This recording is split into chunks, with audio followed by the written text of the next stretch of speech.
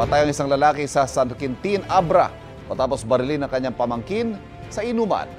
Sa Orbis, Tondo, Pangasinan naman, nasawi ang isang ginang ng pagsasaksakin ng kanyang dating asawa.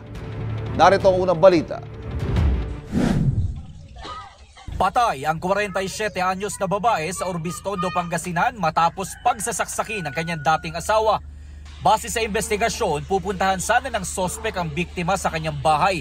Pero nang makasalubong niya ang dating misis kasama ang bagong kinakasama, nagkaroon daw ng komprontasyon hanggang umabot sa habulan. Ayon mismo sa sospek, bumalik siya sa kanyang bahay para kumuha ng kutsilyo.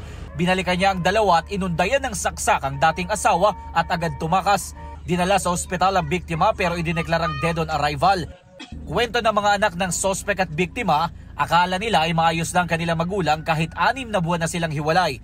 Nakakulong ngayon ang sospek na aminado sa krimen at sinabing pinagsisisihan niya ito. Nasawi naman sa pamamaril ang isang lalaking 30 anyos sa Dupax del Norte, Nueva Vizcaya.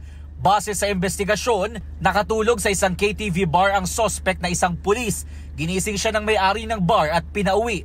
Pero makalipas ang ilang minuto, bumalik doon ang pulis at nagsimulang mamaril. Patay ang isang lalaking SK chairman ng Barangay Mabasa na naroon sa KTV bar, habang sugatan naman ang kanyang kasama. Tumakas ang namaril na pulis pero naaresto rin kalaunan. Wala siyang pahayag. Hindi raw kukonsentihin ng Nueva Vizcaya Police Provincial Office ang ginawa ng pulis.